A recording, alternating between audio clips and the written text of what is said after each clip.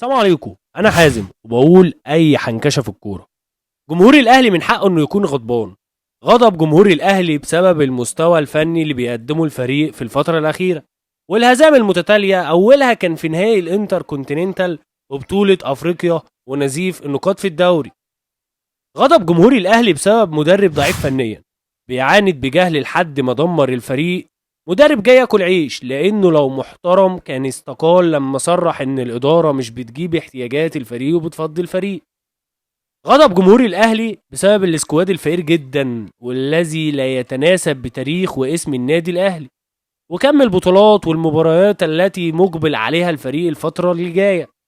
غضب جمهور الاهلي بسبب رحيل سيد عبد الحفيظ وعدم تعيين شخص بنفس امكانيات او خبرات او شخصيه سيد عبد الحفيظ.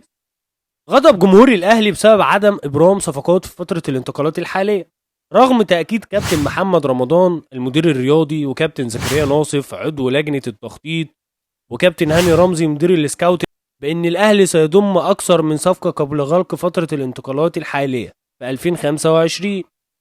غضب جمهور الاهلي بسبب عدم ابرام صفقات الموسم الماضي سواء في فتره الانتقالات الصيفيه او الشتويه، ودائما توجد مبررات وكأن النادي الاهلي هو النادي الوحيد في العالم اللي بيواجهه مشاكل وتعثرات اثناء المفاوضات. غضب جمهور الاهلي بسبب الموافقه على اعاره وبيع كل من اليو ديانج، احمد عبد القادر، محمد الضو كريستو، احمد القندوسي، محمد شريف، حمدي فتحي، محمد عبد المنعم، وعدم التعاقد مع بديل لكل لاعب يكون في نفس المستوى او اعلى. غضب جمهور الاهلي بسبب مطالبه المدير الفني اكتر من مره وخلال مؤتمر صحفي على الهوا امام مرمى ومسمع من الملايين، وعدم تلبيه رغبه المدير الفني في التعاقد مع لاعبين في المراكز اللي طلبها المدير الفني. غضب جمهور الاهلي بسبب ان الكابتن هاني رمزي مدير السكاوتنج تعاقد مع 3 لاعبين من اكاديميات في غانا حتى مش بيلعبوا في الدوري الغاني، وللاسف مستواهم كان اقل من لاعبين موجودين في قطاع الناشئين واقل من لاعبين بيلعبوا في الدرجه الثانيه، وتم عرضهم لفرق الدرجه الثانيه ولضعف مستواهم لن يستمروا في الدرجه الثانيه. غضب جمهور الاهلي بسبب ان فريق بحجم واسم وتاريخ النادي الاهلي وفي ظل الكم الكبير من البطولات والمباريات لا يمتلك سوى مهاجم واحد فقط وهو وسام ابو علي.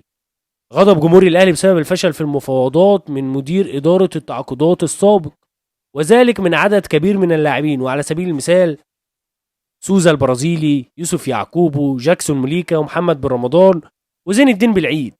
غضب جمهور الاهلي بسبب ما حدث اثناء ابرام صفقه القندوسي. صفقه القندوسي مع الاهلي والتصريحات الناريه التي صرح بها اللاعب على الهواء، وبناء عليه تم اعفاء مدير التعاقدات مع منصبه وتعيينه في شركه الكوره، ودلوقتي هيتباع ببلاش عشان نديله الفرصه يروح بيراميدز. غضب جمهور الاهلي بسبب عدم وجود اي دور لشركه الكوره والتي يتكون اعضاء من اشخاص محترمين لكن ليس لهم اي علاقه بكره القدم سواء من قريب او من بعيد. غضب جمهور الاهلي بسبب الرؤيه الغير صائبه من لجنه التخطيط والتعاقدات والسكاوتنج في التعاقدات مع لاعبين وخاصه الاجانب بملايين الدولارات ولم يفيدوا الفريق، مثل لويس ميكيسوني، برونو سافيو، والتر بواليا، جيرالدو، واخرهم موديست، والوحيد اللي كان ممكن ينجح وتمت اعارته هو السنغالي اليو بادجي، وده كان اختيار فايلر. غضب جمهور الاهلي بسبب ان لجنه التخطيط والتعاقدات والسكاوتنج مع الاحترام لهم جميعا هي شخصيات لم تضيف للفريق الكرة، وفكرهم هو فكر قديم ولا يليق باسم وحجم وتاريخ النادي الاهلي. غضب جمهور الاهلي بسبب نفس الاشخاص المسؤولين في لجنه التخطيط والتعاقدات والسكاوتنج هم نفس الموجودين في قناه النادي وفي كل الاستوديوهات التحليليه وفي معظم البرامج. غضب جمهور الاهلي بسبب ان بعض اللاعبين اقوى من المدير الفني ومن المدير الرياضي ومن لجنه الكره ويرفضون الجلوس احتياطيا.